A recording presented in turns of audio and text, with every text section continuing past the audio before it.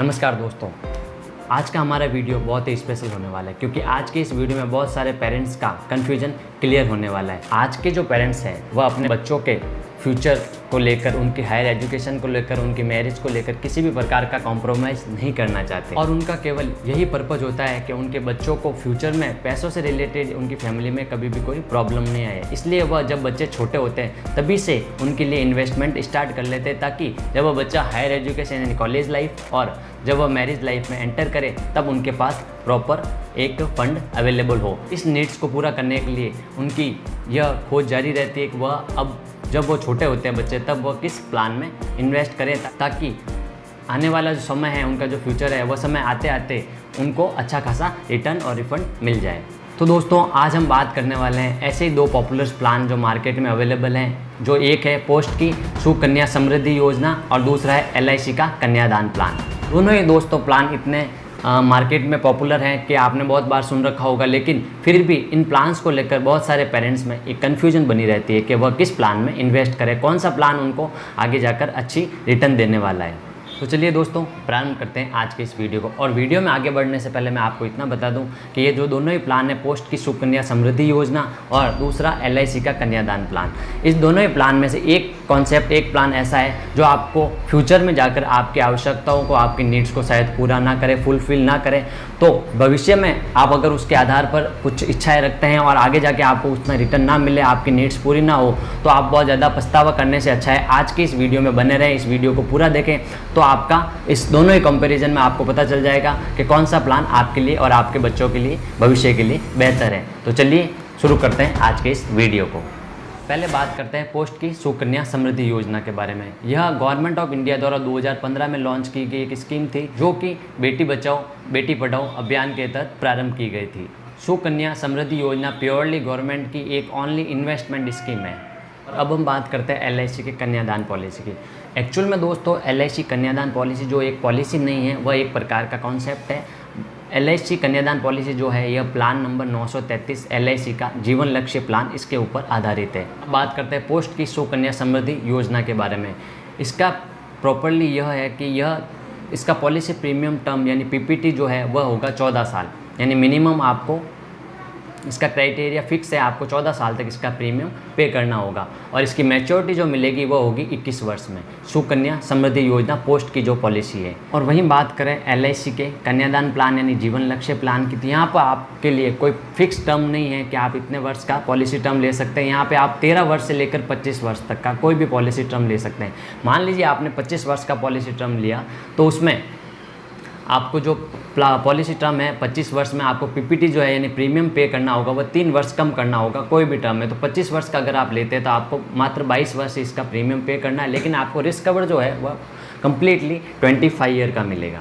तो ये जो है वह बेसिक डिफरेंस था इन दोनों ही स्कीम्स का, यानी PPT और मैच्योरिटी को लेकर मैंने आपको समझाया कि पोस्ट की जो सुकन्या समृद्धि योजना है उसमें आपको 14 वर्ष के लिए प्रीमियम पे करना होगा और 21 वर्ष के बाद आपको मैच्योरिटी मिलेगी। और वहीं LIC की कन्यादान यानी जीवन लक्ष्य पॉलिसी में आपको 25 वर्ष मैक्सिमम और 13 ईयर यानी 13 वर्ष मिनिमम के लिए ये प्लान का टर्म मिलता है और जिसमें आप जो भी प्लान का टर्म चुनोगे उससे 3 वर्ष कम के लिए आपको प्रीमियम पे करना होगा। अब बात करते हैं इन दोनों ही प्लान में एलिजिबिलिटी की। तो यहाँ पे अगर बात करें पोस्ट की सुकन्या समृद्धि योजना की, तो यहाँ पे इसका पहला ही ड्रॉबैक पॉइंट यह है कि इसमें यह केवल लड़कियों के लिए बनाई गई स्कीम है, यानी सुकन्या समृद्धि योजना केवल आपके बेबी चाइल्ड के लिए है, यानी अगर आपके एक लड़की है तभी आप इस स्कीम में एंटर कर सकते हैं, अन्यथा नहीं। और वह भी अगर 10 वर्ष से कम एज की है तभी ये प्लान में आप एंटर कर सकते हैं। वहीं अगर हम बात करें LIC के कन्यादान पॉलिसी की, तो इसमें ऐसा कुछ भी रूल्स एंड रेगुलेशन नहीं है। आप अपने लड़के के लिए और लड़की के लिए दोनों के लिए ये कॉन्सेप्ट, ये प्लान ले सकते हैं। दूसरा इसका बेनिफिट ये है कि पोस्ट की सुकन्या समृद्धि योजना में आपको किसी भी प्रकार का रिस्क कवर देखने को नहीं मिलता। यह प्योरली इन्वेस्टमेंट प्लान है। लेकिन LIC का कन्यादान जो प्लान है उसमें एज ए पेरेंट, जो बच्चे का पेरेंट होता है, चाहे वह लड़का हो या लड़की, उनके जो पेरेंट होंगे, उनके जो फादर होंगे, उनके नाम पे ये पॉलिसी या प्लान लिया जाता है। प्रपोजर होते हैं उनका इसमें रिस्क कवर लिया जाता है और 5 लाख, 10 लाख जितना वह उनके ऊपर डिपेंड करता है, जितनी वो सेविंग्स चाहते हैं अपने बच्चों के फ्यूचर के लिए वह अपने ऊपर ले सकते हैं। तो उनका साथ में रिस्क कवर भी चलता है और बच्चे के फ्यूचर के लिए उसमें प्लानिंग भी रहती है। तो इसका मेन जो प्लस पॉइंट है LIC के कन्यादान प्लान का वह ये है कि इसमें रिस्क कवर विथ इन्वेस्टमेंट। और आगे इस वीडियो में आपको बताऊंगा कि ये प्लानिंग पेरेंट्स के नाम पे क्यों की जाती है, ये आने वाले आगे के कुछ टाइम बाद आपको इस वीडियो में पता चल जाएगा। अब अगर बात करें मैच्योरिटी की, तो आने वाला जो टाइम होगा जब भी उनको मैच्योरिटी मिलेगी पेरेंट्स को, तो चाहे वो सुकन्या समृद्धि योजना हो और चाहे वो LIC का कन्यादान प्लान हो, दोनों में ही जो मैच्योरिटी है वो मैच्योरिटी अमाउंट टैक्स फ्री होगा, यानी किसी भी प्रकार का गवर्नमेंट को टैक्स पे नहीं करना होगा। और ये थे इस प्लान के दोनों ही कॉन्सेप्ट के बेसिक्स पॉइंट। या तो ये प्लान्स के बेसिक्स पॉइंट आपको पता थे या फिर आपने इस वीडियो के माध्यम से पहली बार जाने होंगे। तो ये जो बेसिक्स पॉइंट है, अब इन बेसिक्स पॉइंट्स को हम हटा देते हैं। अब हम बात करेंगे इसके कॉन्सेप्ट के मेन पॉइंट जो होते हैं, जो आपको अभी तक पता नहीं थे। तो अब इस वीडियो में आप कंटिन्यू बने रहिए और जानिए उन बेसिक्स पॉइंट के बाद जो मेन पॉइंट्स हैं उनके बारे में। तो चलिए आगे बढ़ते हैं। तो सबसे पहला जो पॉइंट है वो है रेट ऑफ इंटरेस्ट। यानी जनरली जो पेरेंट्स होते हैं वो कहीं भी इन्वेस्ट करेंगे तो उनका यही फंडा होगा, पहला जो उनके कॉन्सेप्ट जो दिमाग में क्लियरली होगा वो होगा रेट ऑफ इंटरेस्ट, यानी फ्यूचर में उनको कितना रेट ऑफ इंटरेस्ट यानी रिटर्न मिलने वाला है।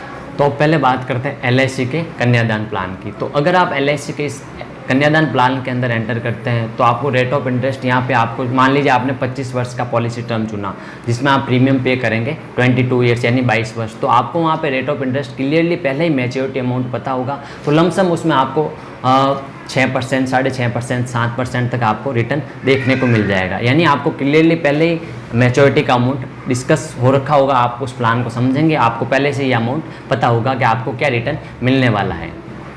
कहने का मतलब ये दोस्तों कि यहाँ पे आपको पहले से ही पता होता है कि आने वाले समय में जिस चाइल्ड के लिए आपने प्लानिंग की है फ्यूचर की, तो आपको पहले से पता होता है कि मुझे इतना फंड तो वहाँ से अवेलेबल होने ही वाला है। वहाँ आपको किसी भी प्रकार का कन्फ्यूजन क्रिएट नहीं होता है। और वहीं बात करें पोस्ट की सुकन्या समृद्धि योजना में, तो यहाँ पर रेट ऑफ इंटरेस्ट जो है वो प्रिवेलिंग रेट ऑफ इंटरेस्ट लागू होता है, यानी कि यहाँ पर rate of interest continuously revise होता गया है दोस्तों। हर 3 महीने बाद देखा गया है कि यहाँ पे रेट ऑफ इंटरेस्ट में डिफरेंस आया है, वह धीरे धीरे कम होता गया है, डाउनफॉल इसमें देखा गया है। और इसका अगर एक चार्ट के माध्यम से मैं आपको समझाऊँ तो जब ये स्कीम लॉन्च हुई थी 2015 में, तब रेट ऑफ इंटरेस्ट जो था गवर्नमेंट इंडिया द्वारा बताया गया था वह था 9.10 यानी 9.10%।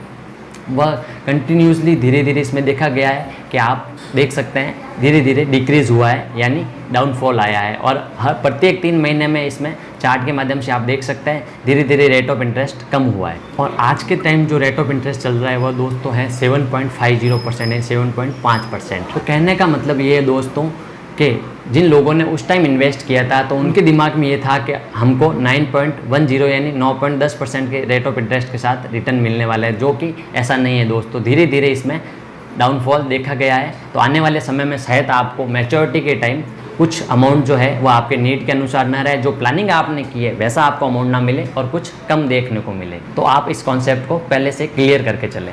अब बात करते हैं दूसरे पॉइंट की। दूसरा पॉइंट है वह है मिस हैपनिंग। दोस्तों मिस हैपनिंग की कंडीशन में ये दोनों ही कॉन्सेप्ट किस प्रकार से काम करते हैं अब आपको उस पर क्लियर करते हैं। तो अब ये जो दूसरा पॉइंट है वह बात इस वीडियो का बहुत ही महत्वपूर्ण पॉइंट है, मिस हैपनिंग यानी किसी भी प्रकार के अनहोनी होने के चांसेस में। तो चलिए एक एग्जाम्पल के रूप में देखते हैं। एक पिता है जो अपने बच्ची के लिए एक योजना में इन्वेस्ट करता है, मान लीजिए सुकन्या समृद्धि योजना में इन्वेस्ट करता है वह अपने 2 या 3 साल की चाइल्ड के लिए, और वह पैसा पे करना प्रारंभ करता है।